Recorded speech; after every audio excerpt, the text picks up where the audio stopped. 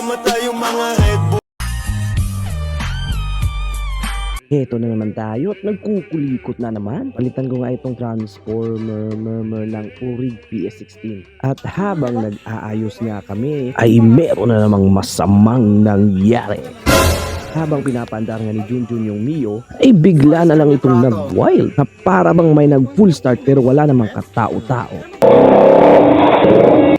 At yan nga ang nangyari kay Helmax mga kasolid. At ayan, inulit pa nga ng isa para klaro talaga. Hincha na, ting ning ning ning ning. At ayan nga ako't nakatayo at parang wala lang nangyari. Wala namang damage yung Mio. Pero si Helmax nagkaroon ng gas-gas. Pero okay lang yan. Kayang-kaya iritas ni Junjun Paintworks yan. Baka Junjun Paintworks yan. Ayan, may isa pang ang problema. Nabali yung GR5 na skin.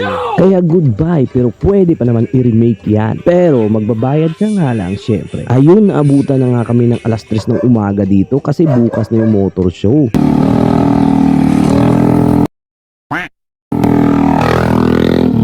Papunta na nga kami sa venue mga kasolid. O nagliteral na street bike na naman ako kasi wala namang gustong bumuhat sa motor ko.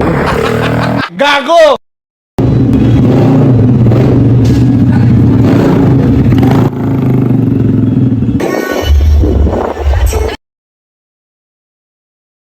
At yun nga mga kasolid, dito kami sa second pasikat ay motor show sa Kalibo, Aklan.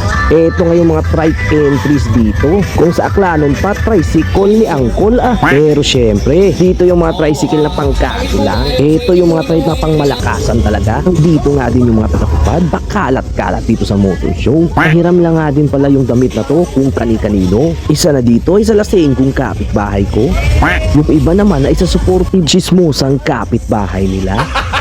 Gago! Grabe namang sipag ng matupad boys na ito. Kaya dapat bigyan sila ng piece of montage. Red Boys, masyadong mainit sa mata yung mga Red Boys. Dating talaga na Huwag mong subukan, masisira ang buhay mo. yung mga Red Nang umpisa nang i-judge nila si Helmax mga kasolid. Out pala sa mga mababait na judge natin from Manila. Dito lang yan sa second Pasikatay Motor Show by Tax Productions. Nasukan pala natin kategory ay Type Pro. Iba din nga ito sa Non-Pro. Ito nga pala yung solid trike entry na stance pa. Tingnan nyo nga kung gaano kababa yan. Build for the city lang talaga. Ginajudge na nila yung mga stance entry dito. Yan yung rare na Honda na 5 yung busina. Tsaka meron ding Dio at yung MIUI na may arma. Yan yung palaging nasa vlog natin. Ito naman yung mga classic na underbone. Iniisa-isa na nga nila yung mga unit sa ngayon. Lahat ng categories ay ginajudge na at bigla ngang may bumuhos na blessing kaya silong din muna. Nung tumigil nga din ang ulan ay nagpa-slow drag na din sila sa hindi nga nakakaalam ng slow drag. Hina-hina nga ito ng takbo hanggang makaabot ng finish line. At kung sino man ang pinakamahina, hindi makaapak ang paa sa simento. Kaya ang magiging slow drag champion.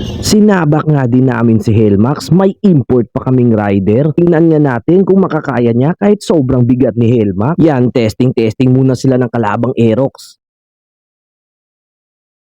Alam naman nating lahat na yung X-Max ay sobrang bigat talaga. Mag-parking pa nga ako nito ay nahihirapan ako. Pero alam ko may angas itong rider natin. Hindi ito magpapatalo ng basta-basta lang. Lamadong-lamado nga yung manok natin Hindi nga makapag-balance ng mabuti ang Aerox. Kasi kung napapansin nyo, may stub siya banda dito.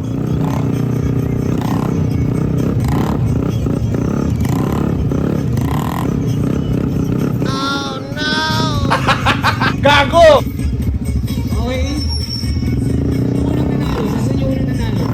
Ito naman yung sumunod, Taki versus RFI.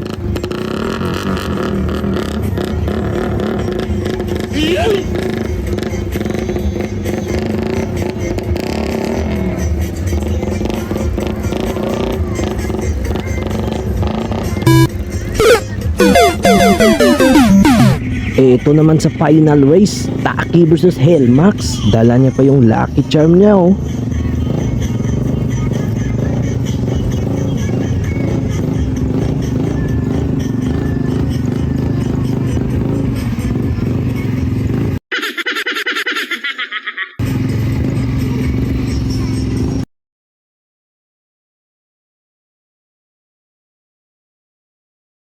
Grabe yung import rider natin, parang hindi 300cc yung dala.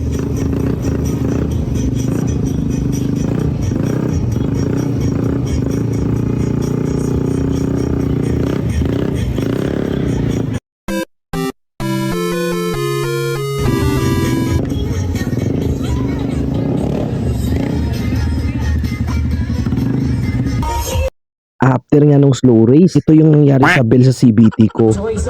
Patapos na nga din yung motor show at awarding na. Nang dito na din yung mga kapulisan natin para bumigay ng choice award. Joke lang, nagbabantay lang naman sila yan. At yun nga mga solid, hindi naman kami umuwing luhaan. Ito yung builder namin, pa picture pero video pala. Dahil sa tupad, natupad ang aming